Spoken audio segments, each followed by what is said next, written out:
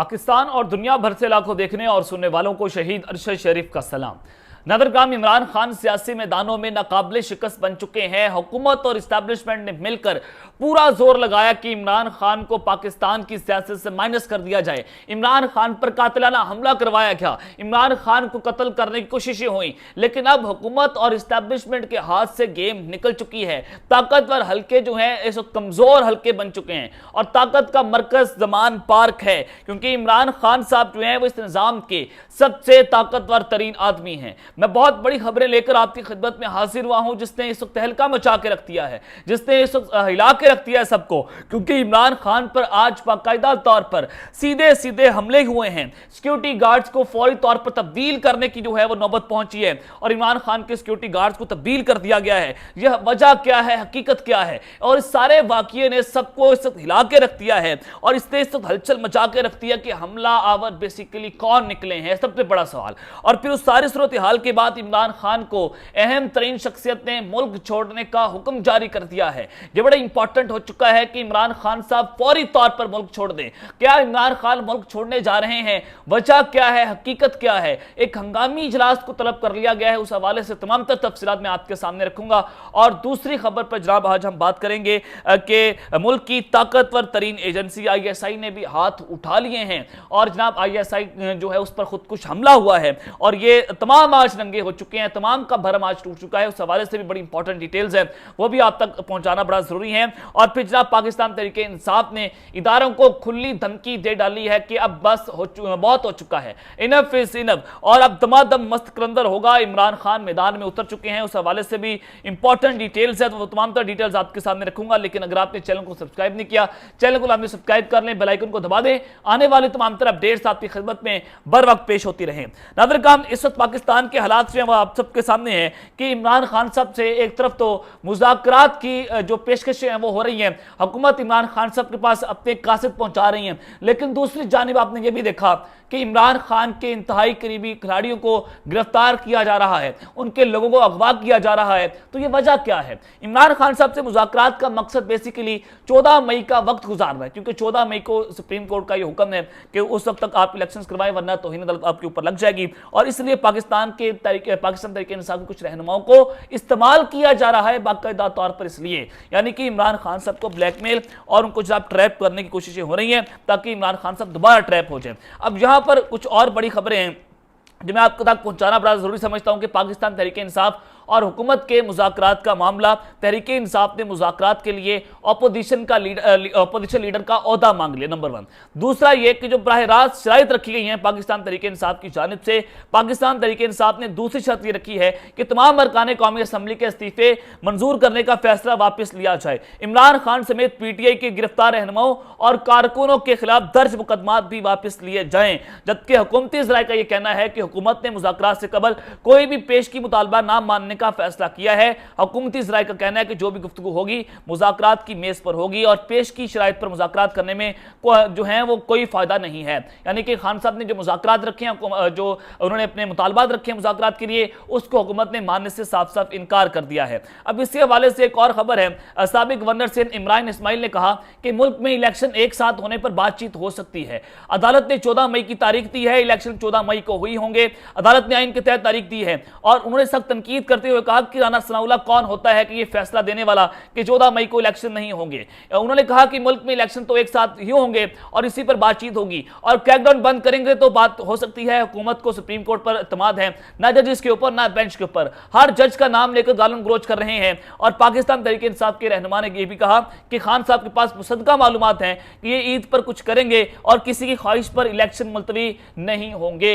ये जनाब साबिक गवर्नर सिंध इमरान इस्माइल साहब ने ये बड़ा वाज़ेह तौर पर बता दिया, इनके प्लान जो है उसको चकनाचूर करके रख दिया है। और अब से कुछ देर पहले वफाकी काबीना का अहम तरीन इजलास हुआ, पाकिस्तान के वज़ीर-ए-आज़म इंपोर्टेड वज़ीर-ए-आज़म की ज़ेर सदारत, और इंपोर्टेड वज़ीर-ए-आज़म ने जनाब गवर्नर स्टेट बैंक को बराह रास्त फंड्स जारी करने से रोक दिया है। और इस हवाले से ये मामला जो है वो भी दोबारा पार्लियामेंट में जाएगा और अब गवर्नर स्टेट बैंक बराह रास्त इलेक्शन कमीशन पाकिस्तान को 21 अरब के फंड्स जारी नहीं करेंगे और आज तक की डेडलाइन है। और अगर ये फंड्स भी जारी नहीं होते तो सीधी सीधी जो है वो तौहीन तौहीन अदालत है, और अगर तौहीन अदालत लग गई तो शहबाज शरीफ, वज़ीर ख़ज़ाना राना सनाउल्लाह और ख्वाजा आसिफ को फौरी तौर पर जो सुप्रीम कोर्ट है वो नाअहल कर देगी। क्योंकि अब की बार अगर सुप्रीम कोर्ट ये ठोस इनके ऊपर एक्शन नहीं लेते, अगर अब की बार इस हुकूमत को गिराया नहीं जाता तो हर हुकूमत यही काम करेगी, तो हर आने वाली हुकूमत जो है अपनी बदमाशी का इस्तेमाल करेगी और पार्लियामेंट के जरिए सुप्रीम कोर्ट और पाकिस्तान जैसे मुकद्दस इदारे को हाईजैक करने की कोशिशें की जाएंगी। तो इस हवाले से अगर इस शहबाज को ना उतारा गया तो बड़े ऐसे शहबाज पैदा होंगे जो पाकिस्तान को तबाह बर्बाद कर देंगे। जैसे मैं पहले कहता था कि अगर बादशाह को जो है वो फांसी ना दी गई, अगर बादशाह को चौक पर ना लटकाया गया तो कई ऐसे बादशाह पैदा होंगे जो पाकिस्तान के साथ गद्दारी करेंगे, तो कई ऐसे शहबाज पैदा होंगे जो पाकिस्तान के साथ इसी तरह से गद्दारी, आइन शिकनी करेंगे और अपने इक़्तिदार के साथ चिमटे रहेंगे और पाकिस्तान को तबाह बर्बाद कर देंगे। तो यहां पर सुप्रीम कोर्ट का बड़ा जनाब इम्तिहान जो है वो शुरू हो चुका है, क्योंकि ये आइन और कानून का मामला है। कल मैंने आपको बता दिया था कि 9 जजेस जो है वो आइन के साथ खड़े हो चुके हैं और 9-7 की बर्तरी इस वक्त हासिल है, और एक जज जो है वो दोबारा जस्टिस उमर अता बंदयाल साहब के साथ शामिल हो सकता है। तो यहां पर इनको बड़ी बर्तरी हासिल है। काजी फाहिद इसाकी ग्रुप की ठुस हो चुकी है और उनकी मंजी ठोक के रखती है जस्टिस उमर अता बंदयाल साहब ने। अब जब इस सारी सूरत हाल में इमरान खान साहब जो हैं वो मुज़ाकरात के लिए तो तैयार है, लेकिन वो ट्रैप होने के लिए तैयार नहीं है। इमरान खान की ज़ेर सदारत पार्टी रहनुमाओं का एक अहम तरीन इजलास हुआ है और जिसमें शाह महमूद कुरैशी समेत फवाद चौधरी साहब ने भी शिरकत की और सियासी सूरत हाल पर बातचीत हुई है, मुज़ाकरात के हवाले से बातचीत हुई है और पार्टी की मुशावरत के बाद कमेटी जो है वो आगे बातचीत को बढ़ाएगी और यहाँ पर जो मामलात है वो तय किए जा रहे हैं, TRO जो है वो तय किए जा रहे हैं कि किस तरह से मुज़ाकरात होने चाहिए। पाकिस्तान तहरीक इंसाफ जो है वो उन्होंने मैंने आपको बता दिया कि क्या क्या शराइत रखी गई हैं, लेकिन हुकूमत ने उनको मानने से जनाब साफ साफ इनकार कर दिया है। पाकिस्तान तहरीक इंसाफ ने इदारों को खुली धमकियां दे डाली हैं और अब दमादम मस्त कलंदर होगा और पाकिस्तान तहरीक इंसाफ के सबर का पैमाना जनाब लबरेज हो चुका है। फवाद चौधरी साहब जो है वो मैदान में उतरते हैं, क्योंकि तो इन्होंने एक अहम प्रेस कॉन्फ्रेंस करते हुए कहा कि 14 मई को पंजाब में इलेक्शन करवाने होंगे, ये नहीं होगा तो दमादम मस्त कलंदर होगा। इससे पहले ही कह चुके हैं कि अगर आइन को तोड़ा गया तो इस्लामाबाद का रुख किया जाएगा और फिर इनकलाब ही वाहिद रास्ता रह जाएगा। और ये डायरेक्ट इशारा जो है उन्होंने GHQ की तरफ किया और उन्होंने कहा कि हमने पहले ही कहा कि हम इलेक्शन के फ्रेमवर्क पर बात करना चाहते हैं। सूबाई इलेक्शन पर बातचीत का वक्त गुजर चुका है और 22 करोड़ की आबादी वाले मुल्क को मजाक बनाकर रख दिया है, पाकिस्तान को इररेलेवेंट मुल्क बना दिया गया है, पाकिस्तान की सलामती को खतरा है और उन्होंने कहा कि अगर इनको जल्द एड्रेस नहीं किया तो मुल्क को नुकसान होगा और आइन पर अमल दरामद सुप्रीम कोर्ट ने ऑर्डर दिया है तो उस पर हर हाल में अमल करवाया जाएगा। और सदर मुमलिकत से हमने दरख्वास्त की है कि इनके खिलाफ जो है वो रेफरेंस भेजें। ये जनाब फवाद चौधरी साहब ने एक इंतहाई अहम तरीन प्रेस कॉन्फ्रेंस की और उन्होंने कहा कि दमादम मस्त कलंदर होगा और अब की बार हमसे अच्छे की उम्मीद ना रखी जाए। अगर हुकूमत ने सुप्रीम कोर्ट पर हमलावर होना शुरू कर दिया है तो हम भी एक इदारे के ऊपर हमलावर होंगे और तुम्हारी ऐसी की तैसी करके रख देंगे। तो ये लड़ाई जो है वो बड़ी आखिरी ओवर्स में दाखिल होती हुई नजर आ रही है, क्योंकि हुकूमत ने हर तरह से फैसला कर लिया कि इमरान खान साहब का रास्ता जो है वो हमने रोकना है और जनाब ये रास्ता रोकने की हर मुमकिन कोशिश की जाएगी। तो आज इमरान खान साहब पर जो सीधा साधा हमला किया गया है, सिक्योरिटी गार्ड्स को उनको फौरी तौर पर तब्दील करना पड़ा, जिसने इस वक्त सबको हिला के रख दिया है। बेसिकली ये हमलावर कौन निकला है, ये बड़ा अहम सवाल है। दूसरा ये कि इमरान खान साहब को फौरी तौर पर अहम शख्सियत ने मुल्क छोड़ने का हुक्म जो जारी किया है वो उससे भी ज्यादा इंपॉर्टेंट हो चुका है। नाज़रीन, सबसे पहले तो मैं आपको ये बता दूं कि इमरान खान साहब ने आज अदालत में बाकायदा तौर पर कहा कि मेरी इतला के मुताबिक ईद की छुट्टियों में मेरे घर पर ऑपरेशन करना है इन लोगों ने, मेरे पास मुस्तदका तरीन इतलात मौजूद है, खान साहब ने यहां तक कहा। और इमरान खान के वकील ने यह बात की कि ये लोग जो है इमरान खान को स्नाइपर के जरिए निशाना बना सकते हैं और इमरान खान की जान को खतरा है। और इससे पहले खान साहब ये भी कह चुके हैं कि मेरे करीबी लोगों को उठाकर ये नामालूम अफराद ये पूछते हैं कि जो इमरान खान के घर की खिड़कियां हैं वो क्या बुलेट प्रूफ है या बम प्रूफ है, और या ये बड़ा अंदाजा आपने लगाना है कि इमरान खान को खुद कुछ बमबार के जरिए उड़ाया जा सकता है, उनके घर को उड़ाया जा सकता है, बम धमाका वहां पर करवाया जा सकता है। जिस तरह के सवालात नामालूम अफराद इमरान खान के करीबी लोगों को से पूछ रहे हैं और इमरान खान के करीबी लोगों को इसी वजह से उठाया जा रहा है कि इमरान खान साहब को सियासी तौर पर मफलूज कर दिया जाए और उनके जनाब जो राज हैं उनको हासिल करके इमरान खान साहब की जान को खतरे में डाला जाए। तो जनाब इमरान खान साहब ने कहा कि मुझे खौफ है कि अगर ऑपरेशन हुआ तो खून खराबा होगा। इस मुल्क में जंगल का कानून है, इलेक्शन हारने से डरे हुए हैं और उन्होंने कहा कि अदालत से गुजारिश है कि ईद के दिनों में मेरे घर का मुहासरा करने से रोका जाए। ये इमरान खान साहब ने आज अदालत के अंदर अपना बयान भी रिकॉर्ड करवा दिया। तो आपको इससे अंदाजा हो जाना चाहिए कि हालात जो हैं वो किस जानिब जा रहे हैं।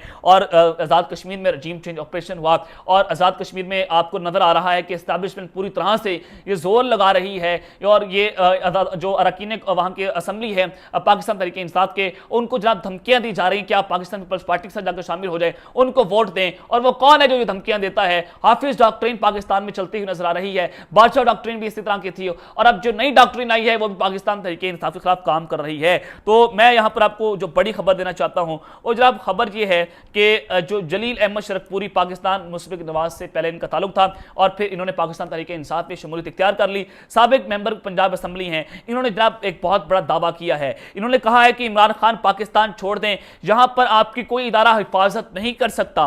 वतन अजीज को बुराने में मुब्तला कर दिया है, लोगों की रोटी पूरी नहीं हो रही, कौमी खजाना बर्बाद करने वाले इदारों को मुतराजा बना रहे हैं। उन्होंने जनाब प्रेस कॉन्फ्रेंस करते हुए कहा कि पाक फौज दरिया के अंदर किसी की मुखालफत ना की जाए, इराक और लीबिया की तरह पाकिस्तान को तबाह किया जा रहा है। और उन्होंने कहा कि इमरान खान पर झूठे मुकदमा दर्ज किए गए हैं और चीफ जस्टिस का मजाक उड़ाया जा रहा है, इस पर तौहीन अदालत नहीं लग रही।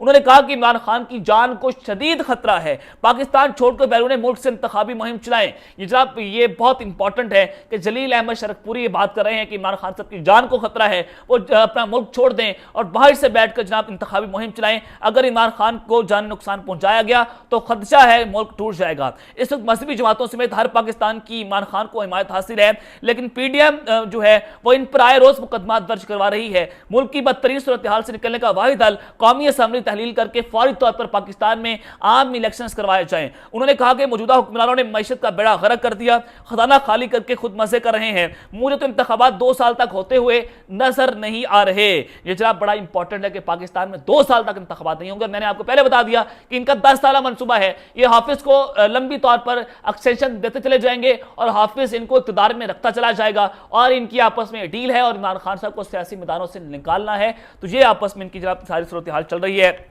और जनाब मैंने आपको बता दिया था कि हालात जो हैं वो किस जानिब जाएंगे। तो इसी सूरत हाल के पेश नज़र आपको मैं यहाँ पर बड़ी खबर देना चाहता हूँ कि इमरान खान साहब की जो सिक्योरिटी खदशात के हवाले से गार्ड तब्दील करने का फैसला हो चुका है। सियासी शख्सियत ने मुल्क छोड़ने का मशवरा दिया है और इमरान खान साहब की सिक्योरिटी में तब्दीलियाँ करने का फैसला कर लिया गया है। दुनिया न्यूज़ के मुताबिक शदीद खदशात के बायस इमरान खान के गार्ड्स जो हैं वो तब्दील किए जा रहे हैं और इस हवाले से मजीद ज़रूरी इक़दाम भी किए जाएंगे। ज़मान पार्क में आज सिक्योरिटी के फ़राइज़ के लिए इंटरव्यूज़ किए गए। इंटरव्यूज़ इमरान खान साहब के सिक्योरिटी हेड ने किए और जनाब ये इस कहां पर पाकिस्तान जो है वो जा रहा है। जलील अहमद शरकपुरी ने जनाब ये कहा है कि कोई इदारा इमरान खान की हिफाजत नहीं कर सकता, इमरान खान को चाहिए कि फौरी तौर पर मुल्क छोड़ दें। तो ये पाकिस्तान के हालात बंद कली में जाते हुए नजर आ रहे हैं क्योंकि एक इदारे ने फैसला कर लिया कि इमरान खान साहब को रास्ते से हटाना है।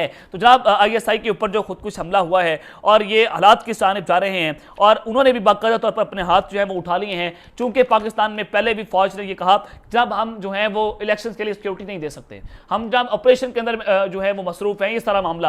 और आपको नजर आ रहा है कि सिक्योरिटी ना देने वाले ये बहाना बना रहे हैं और इमरान खान साहब को ये सियासी मैदानों से हटाकर इलेक्शंस करवाना चाहते हैं। और इनका प्लान 2 साल तक इलेक्शन करवाना नहीं बल्कि 10 साल तक जो है वो ये इलेक्शन नहीं करवाएंगे। यही जनरल ज़िया कहता था कि हम टाइमिंग्स के ऊपर जाकर इलेक्शन करवाएंगे, तुम्हारे बाप का मुल्क है जो तुम ये काम करोगे। तो इस सारी सूरत हाल में जनाब राना सलाउल्लाह ने कहा कि सिक्योरिटी इदारों के पास इतनी सलाहियत मौजूद नहीं है कि वो सिक्योरिटी दे सके, यानी कि सिक्योरिटी इदारे जो है मफलूज हो चुकी हैं, उनकी सलाहियत जो है वो खत्म हो चुकी है। ये पाकिस्तान के वज़ीर दाखिला बात कर रहा है कि पाकिस्तान की ISI के पास कोई सलाहियत मौजूद नहीं है, ये सिर्फ फूफा है, ये सिर्फ जनाब बातें करने तक है, ये जनाब लोगों को अगवा कर सकती है, ये लोगों को उठाकर उन पर टॉर्चर कर सकती है। पाकिस्तान की ये लोग हिफाजत नहीं कर सकते। ये जनाब राना सलाउल्लाह ने खुद ऑन द रिकॉर्ड शाहजेब खानदादा के प्रोग्राम में बैठ कर ये बात की है। तो ये पाकिस्तान के लिए इंतहाई ये अलार्मिंग सिचुएशन है। अब तक करते हैं, अपना ख्याल रखिएगा। अल्लाह ने के बाद पाकिस्तान जिंदाबाद।